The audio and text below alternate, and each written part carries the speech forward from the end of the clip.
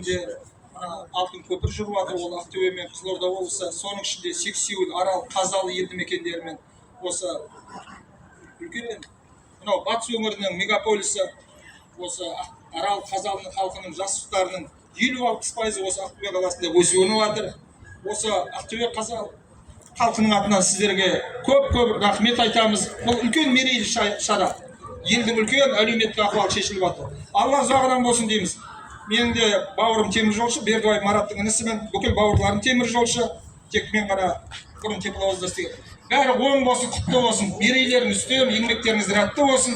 Алла тек ұзағынан болсын. Және де біздің ақсақалдарымызға, біздің азаматтық бастама орталығы, Ақтөбе қаласында қоғамдық қозғалыс, біз көптеген әлеуметтік ахуал, экологиялық сауал, соның ішінде тарихи шараларға да атсалысып жатыр еді. Әбілқайыр хан кітабы жақында шыққан еді. Осы екі ақсақалымызға сыйға беруімізге рұқсат етіңіздер. Бәрі баянды болсын.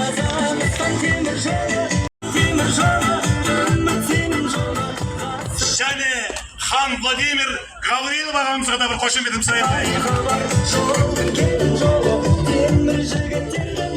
Және осы бүгінгі кешімізге, бүгінгі қуанышымызды бөлісіп келген Арал қаласынан келіп отқан ардагерлерге де бір қошеметімізді аямай қадағалаймын.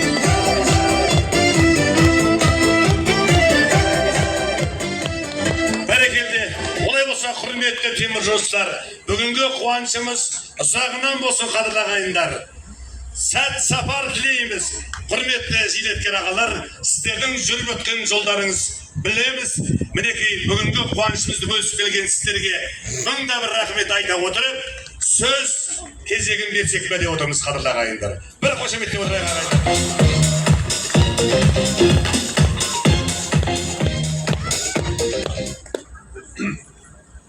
Аса құрметті мынау алаңға жиналған қыздар, адамдар, енді бүгін бір сәтті күн болып тұр. Мына пойызды күткені Ақтөбе Қазалы жолаушылар пойызында Қазақстан темір жолының басшылары жолға жүргелі тұр. Оған жол жететінде бізден бара жатырмыз.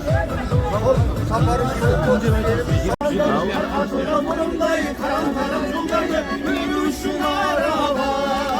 Мынау біздің Шалқар аудан әкімі, ақсақалдар, темір жол басшылығы бәрі күтіп алып жатыр. Үлкен мерейлі шара ағайындар. Бұл елдің елдігі, бірлігі Алла ұзағынан болсын.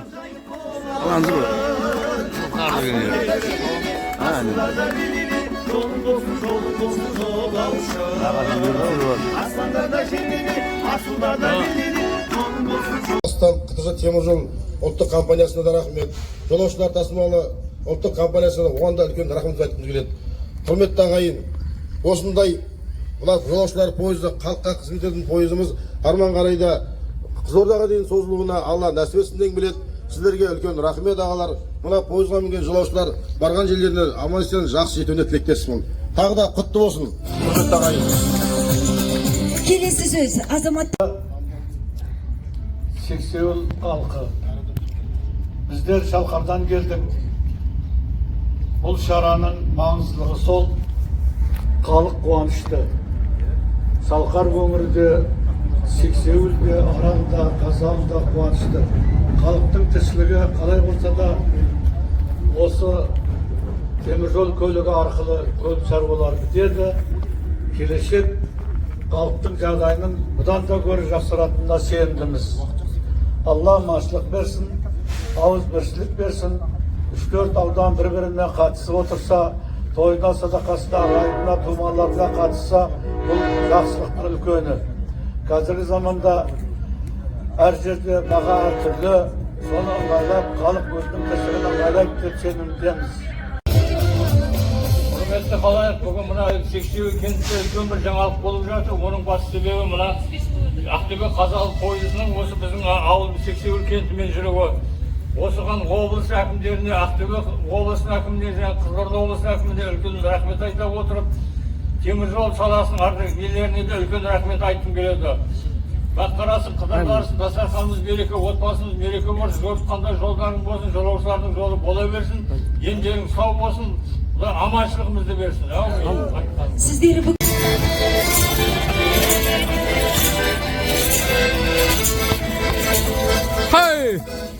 биік тауларға, қызыл-жасыл тауларға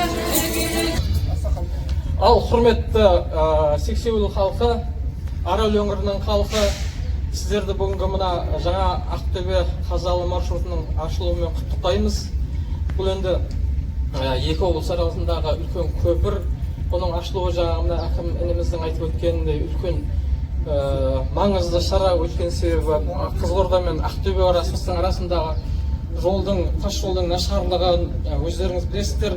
Дәл қазір өте қолайлы темір жол маршруты ашылып отыр. Енді осы маршруттың ашылуымен құттықтай отырып, осыған бастамашы болғанына Ақтөбеде тұратын азаматтық бастамалар орталығының басшысы Жомарт Қартбаев інімізге үлкен алғысымызды айтқымыз келеді, және осыған үлес қосқан Тұран Ойпат-Арал теңіз қоғамдық бірлестігінде үлесі бар деп оны мақтанышпен айта аламыз. Ал енді мына жаңа маршруттарыңыз құтты болсын. Ассалаумағалейкум, құрметті ағайындар, жерлестер, нағашыларым, туғандарым, бауырларым.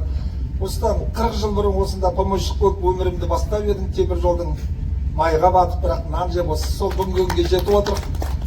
Алла бүгін ұлыстың ұлы күн деп ойлаймыз. Көпті көрсе көлі болады дейді. Міне бүгін елдігімізді, бірлігімізді істеп, Ақтөбеден Шалқарға шыққан пойыз, осы президентке дейін шығып, темір жол басшылары шығып, Ақтөбе облысы әкімшілігінің қолдауымен, міне өз өңіріміздің басшыларымыз қолдап жатыр. Сексеуіл, Арал, Қазалыға дейін жүріп, үлкен бір мерейліс. Бұл екі облыс орталығында алтын көпір. Біздің негізгі көтеріп отырғанымыз осы Арал экологиялық аумағының әлеуметтік ахуалы. Ол біздің мына экологиялық сауалға байланысты пайыздықты көтеру. Зейнеткерлеріміз бар, мүгедектеріміз бар, сол пайыздықтан алып қалған. Біздің мына свободный экономический зонында еркін экономиялық аумақ. Соған және Алла бұйыртса 26 жылы саммит өтеді, ұлттық құрылтай өтеді. Осы арада тұрған негізгі көтеріп отқан сауалымыз солтүстік Арал теңізін сақтап қалу және осы өңірдің әлеуметтік ахуалы. Мынау соған бірінші алтын көпір, алтын қадам, бәрі құтты берекелі болсын. Алла ұзағынан болсын. Және де осы көптеген сауал шешіп жатыр. Кеше ғана Ақиқат айнасы деген негізгі біздің өңірдің әлеуметтік ахуалын көтеретін газет шығардық. Және өсерлердің баласы бірін-бірі батыр дейді. Әбілқайыр хан кітабы. Burada бірінші рет профессор Самат Өтениязов біздің өңірдің, Қарақұмның, осы Аралдың, қазақтың елдігін сақтап қалған 6 аталым, 7 ру, 12 атабай, 4 жүмен біздің бабаларымыздың тарихтағы орнын көрсетіп шығып атқан кітап. Осыны біздің Сексеуіл аудан әкімшілігіне сыйға тартып отыр. Бәрі құтты берекелі осы ағайындар. Алла ауызбіршілікке жазсын. Енді сөз қоса кетейін, осы жерде осы кітаптың шығуына да мұрындық болып отырған осы Жомарт ініміз. Мына кітаптың авторы Самат Өтениязов деген ғалым азаматымыз, ағамыз өткен жылы осы Арал ауданында Қарағым құрылтайы 1710-1726 жыл және Әбілқайыр хан атты үлкен конференция жасаған болатынбыз Аралда, және де Қарақұм өңіріне танымдық экспедиция ұйымдастырған болатынбыз. Осы кісі өзі келіп, соған бастан аяқ қатысып келіп, содан кейін барып осы кітапты жарыққа шығарып отыр.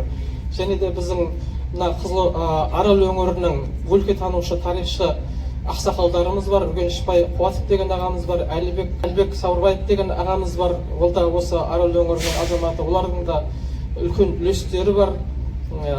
Және де осы алдағы уақытта азаматтық бастамалар орталығы мен Тұран Ойпат-Арал теңіз қоғамдық бірлестігі бірлесіп, осы істі алға қарай жылжытып, осы өңірлерде үлкен комплекс салуға әрекет жасап жатырмыз. Құрылтай өткен, енді бұл үлкен тарих, оны қазір бұл жерде таратып айтуға уақыт аз. Қарағым құрылтайы өтті деген, Құлжымырғасқа төбе деген мынау қазіргі бұрын Қарағым совхозының Абайдың ар жағында үлкен төбе бар. Ол жерге экспедициямен бардық, ол жерде көрдік, араладық, зерттедік. Соның басында да осы монумент орнатамыз деген жоспарларымыз бар. Әрине оның бәрі болашақтың ісі. Оған халықтың, сіздердің қолдауларыңыз керек. Өйткені мына жерде жүрген бір-екі азаматтардың тек әрі-бері шапқылағанынан ештеңе болмайды. Халықтан үлкен қолдау керек. Өткен себебі халықсыз ештеңе өтпейді. Қазір әкімшіліктердің бәрін өздеріңіз білесіздер, бәрі де бюджетке қарап отырған. Халықтан қолдау болса, ұсыныстар болса, ол жалғасын табады деген үлкен сенімдеміз.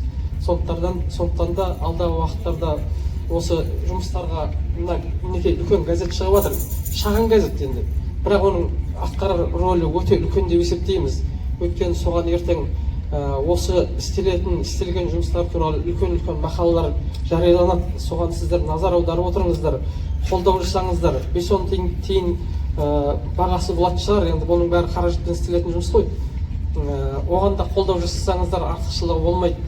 Арал өңіріне үкіметтің жасап жатқан жұмыстары да бар, бірақ оған біздің көңіліміз толып отырған жоқ.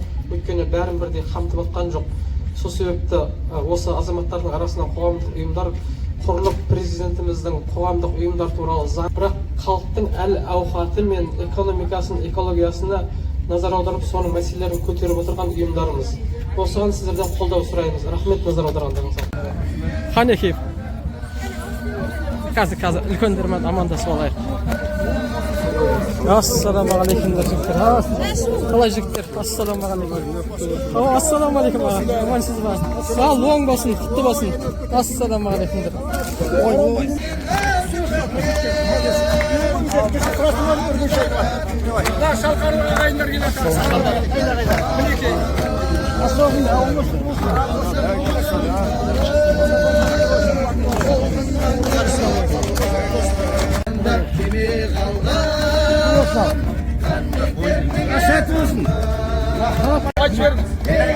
Al Ardak'ta mına bizim kapımız yok başvuruladı.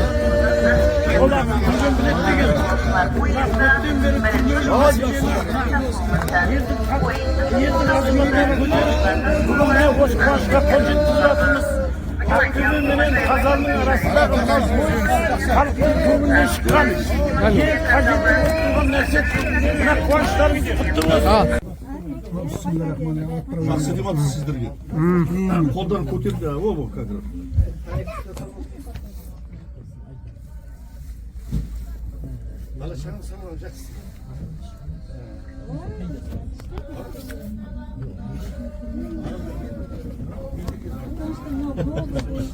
Молодец. Су көп екен я биыл, жақсы екен. Бұл қамбаш көлі ғой, аралға бармай жатыр. Мәссі, мынау темір жол ғой енді.